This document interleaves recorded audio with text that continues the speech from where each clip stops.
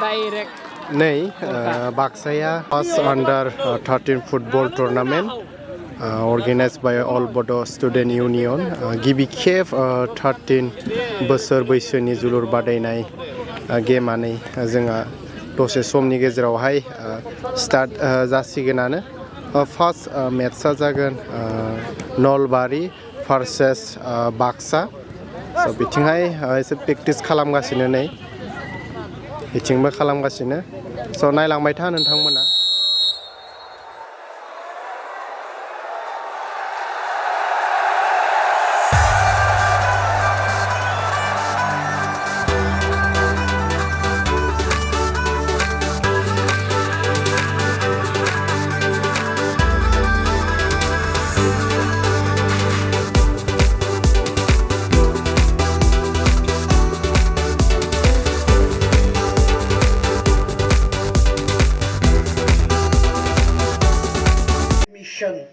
Bodo Mission for Sustainable Change बेनि मोनसे बाहागो जोलुर बादायलायनाय.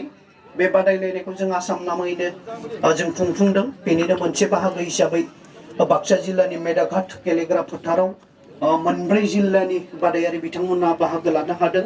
आरो दिनैनि बे बादायलायनाय हाबाफारिखौ थामहिनबा बादायलायनाय जोलुर बादायलायनायखौ बेखेवनो थाखाय आरो किक अफ खालामनो मोननै हाबाफारिखौ खेबसेयैनो फारियै मावफुंलांनो थाखाय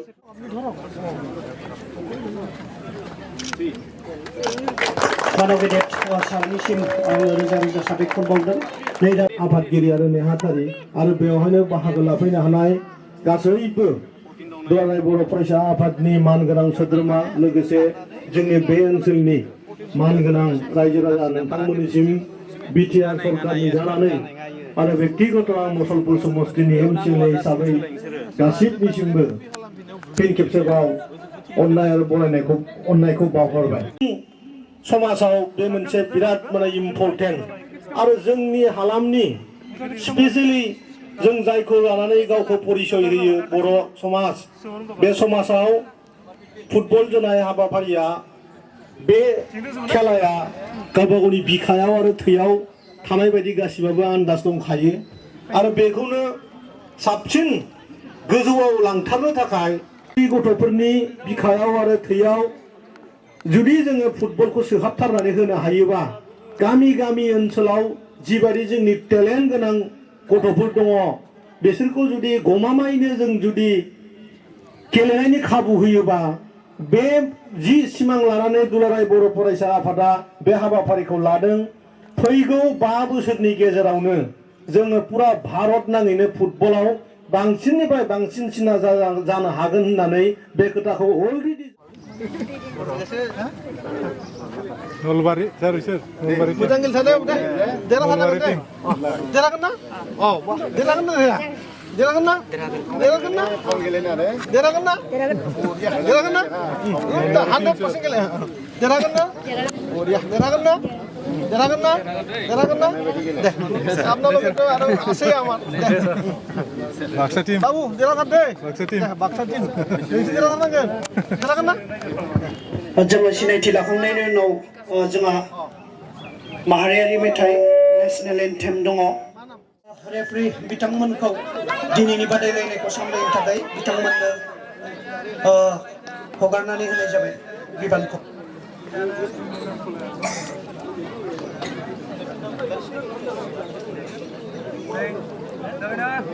गेदेमा सारमोनखौ मान हो kakak diखांनांसिगोन जों.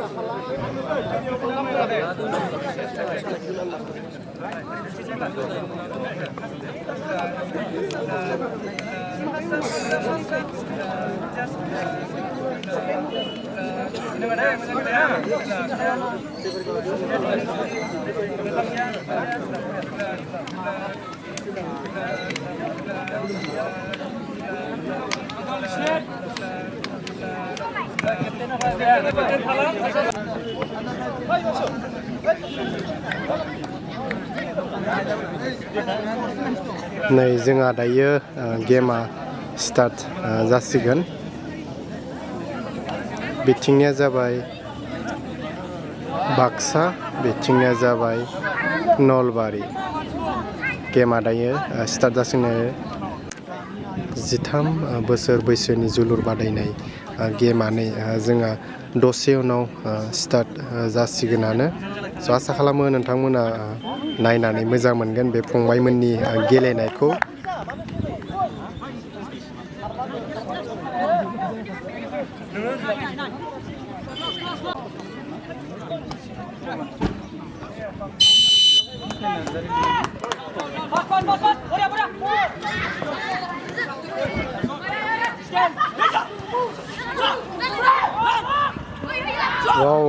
wow goal Korea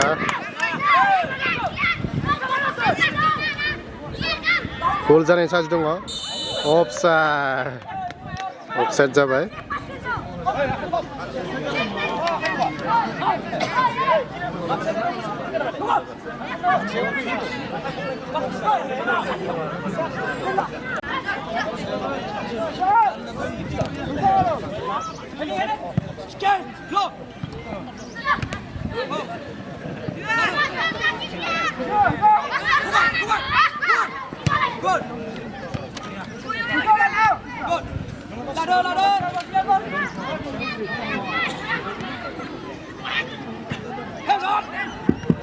मेडिकेल टीमजों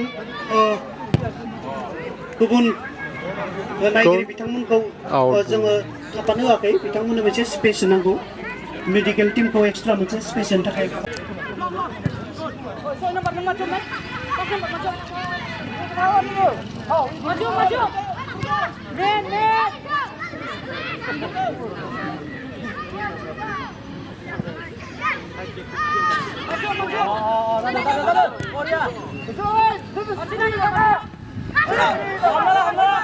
फंबायमोना जोबोर मोजां गेलेदो नै नोंथांमोना नुगासिनो माबायदि गेलेदो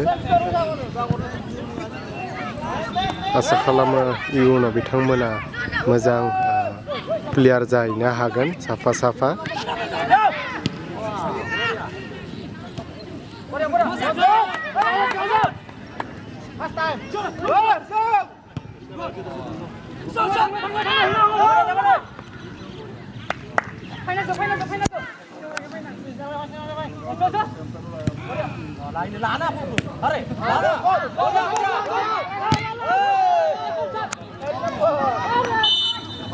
Foul.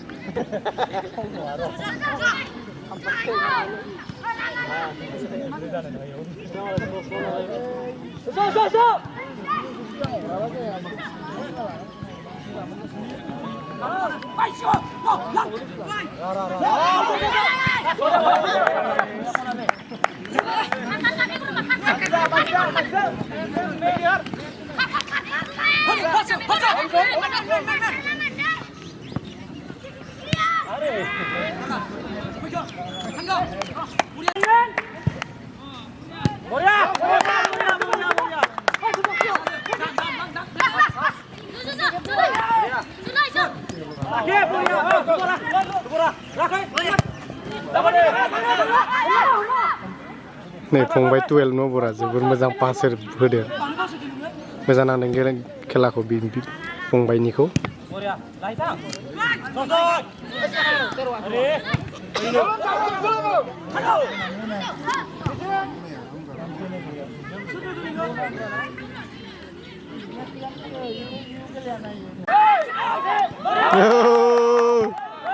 Goal! Wow!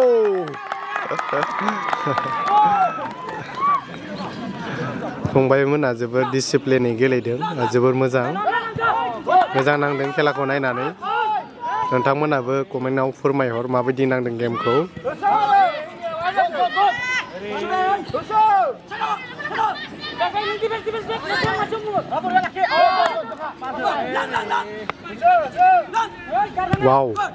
Wow hem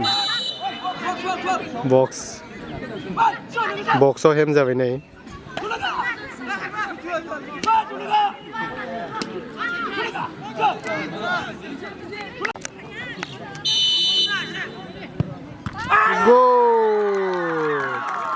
नै दायो बाक्सायाहाय नलबारिखौ 1 स्कर खालामबाय।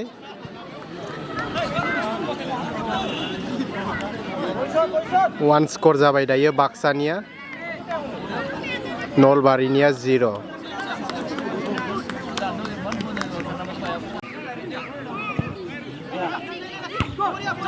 वाव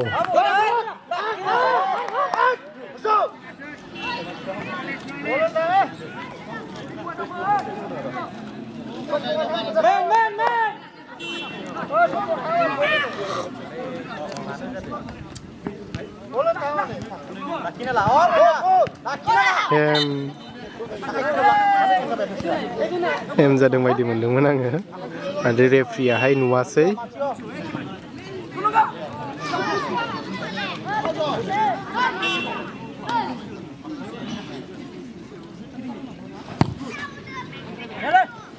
वाव शॉट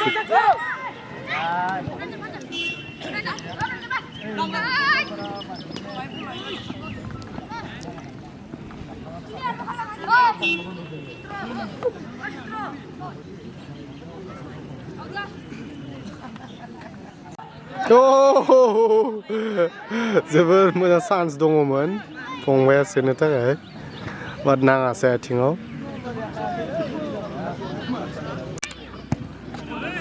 गल वाव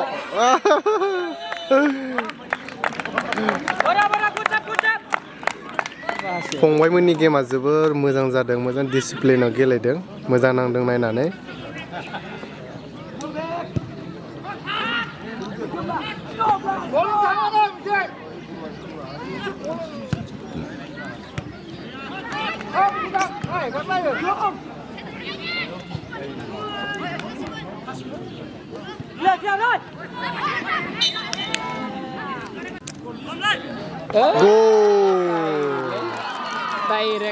नै बाक्साया नलबारिखौ 1 स्कर खालामलायबाय 2 आरो नलबारिनिया जाबाय 0 स्कर। बाक्सानिया 2 स्कर जाबाय।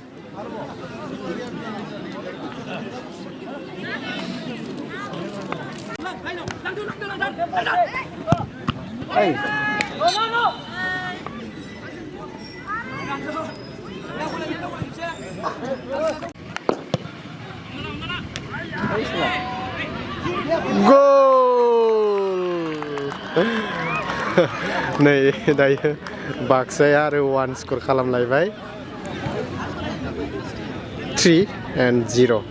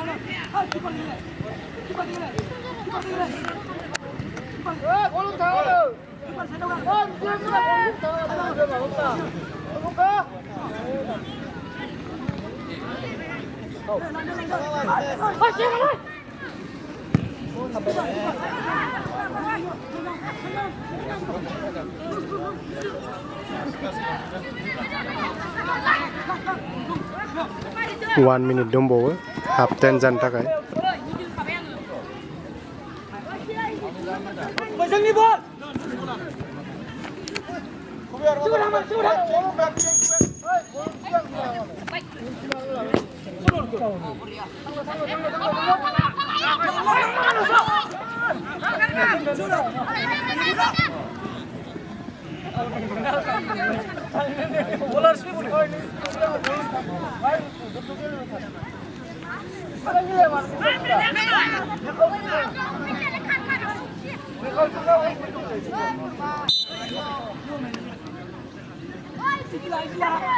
गारनाया जायाखै।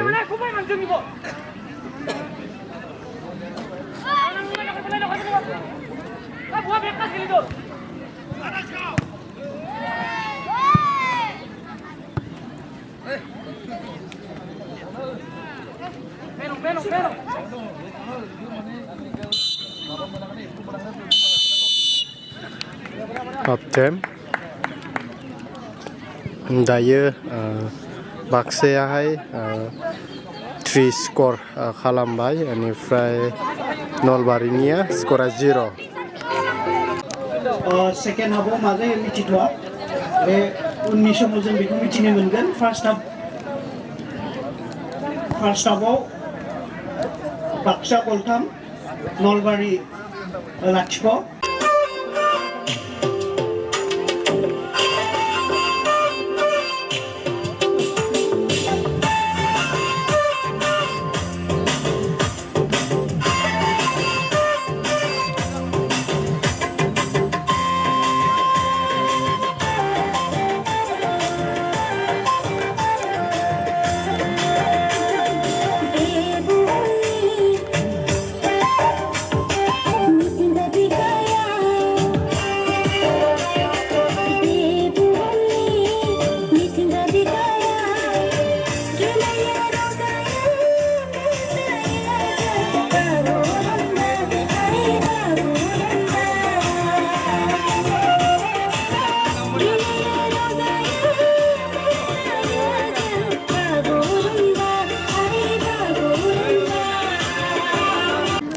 नै जोंहा दायो गेमा फिन आरो स्टार्ट जाफाफिनसिगोन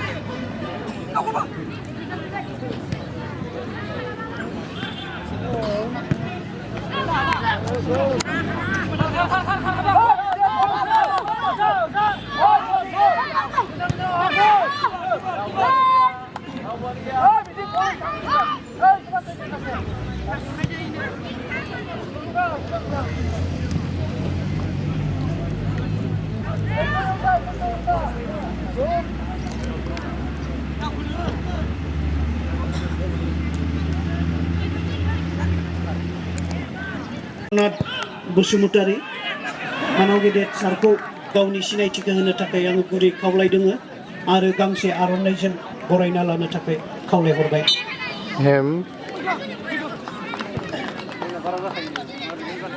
गोजोननाय थाबाय सारनिसिम आर'नाइ রেকর্ড ঘটনার জন্য বলে মই আহ্বান কৰিল সারণাই অশেষ ধন্যবাদ থাকিলে আজি আমাৰ মাজত উপস্থিত হ'ব পাৰিছে ছাৰে जोङो आरो सिनायथि होनाय हाबाफारियावनो आवगायबावदों मेदाघाट प्राइमारि बर' थुनलाइ आफादनि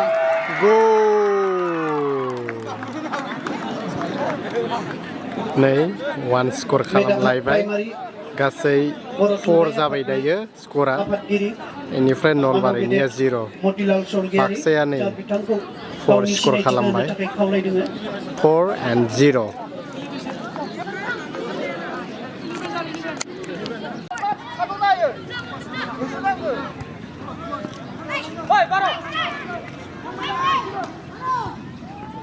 जोंनि गेजेराव दंफैयो district sports officer head assistant Anil Basumatary sir मानगोनां सारखौ जों गांसे आर'नाइजों बरायनानै लाबाय आरो बेजों लोगोसे आङो मोनसे फोसावनो सानदों फार्स्ट जिथु मेट्स बेनि मेट्सनि जि दान बान्था साबसिन गेलेगिरि 1,000 रां बे 1,000 रांनि बिथाङा डनार हिसाबै जोंनो होदों जोङो सिनायथि होनो लादों ज्ञानपीठ डिग्री कलेजनि बिबुंगोरा मानाव गेदेर मृदुल बर'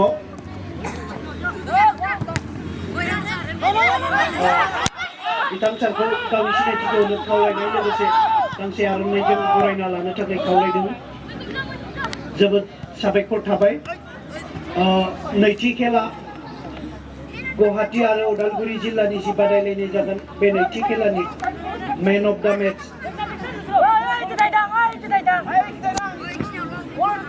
बेस्ट प्लेयारनि जि 1000 बान्था साबसिन गेलेगिरि बेनि दान बान्थाखौ बिथाङा होदों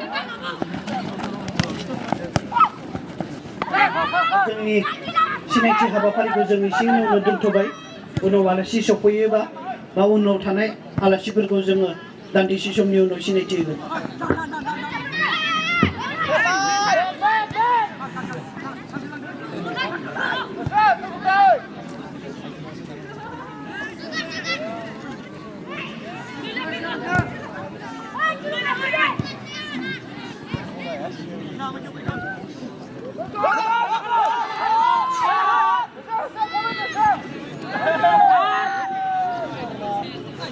कर्नार जाबाय ना रे कर्नार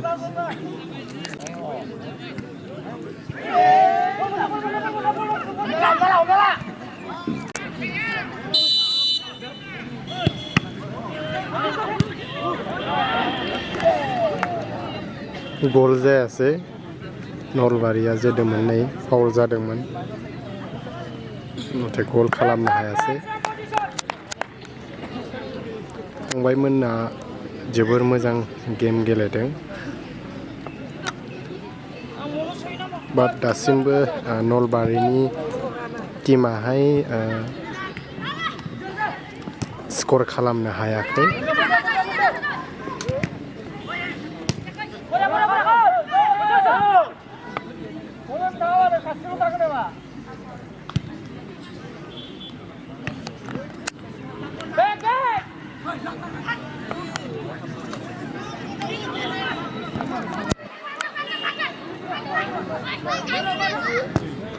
gol जायासै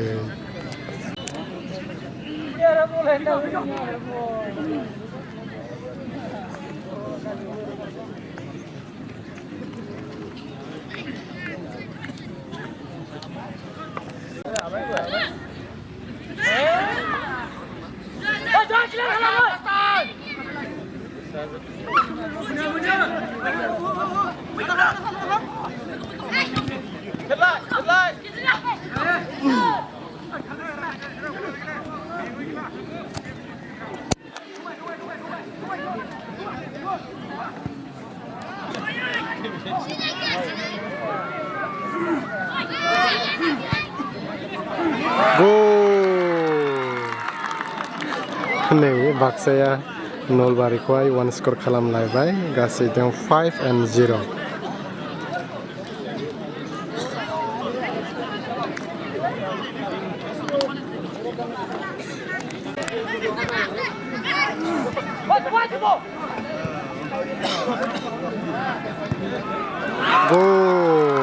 नै बाक्सायाहाय सोलायबाय गासिबो 6 स्कर जाबाय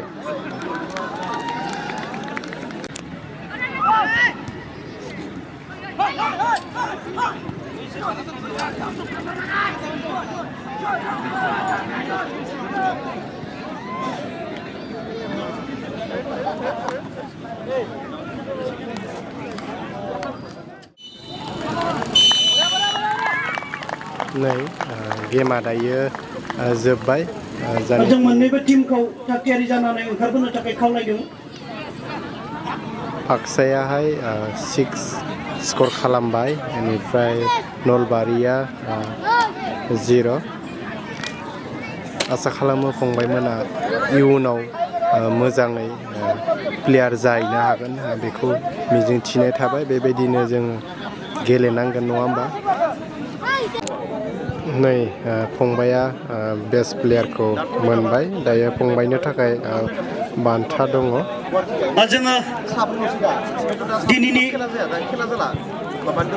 बावैसो जालांनाय नलबारि आरो बाक्सा जिल्लानि गेजेराव जालांनाय बादायलायनाय खेलानि साबसिन गेलेगिरि प्रान्जल ब्रह्म बिथांखौ साबसिन गेलेगिरि महरै सायख'दों आरो बिथांखौ गांसे आर'नाइजों आं बरायना लानो थाखाय खावलायदों आरो नोगोद 1000 रां जे बान्था रोजा रोजा साबायखर बावबाय प्रान्जल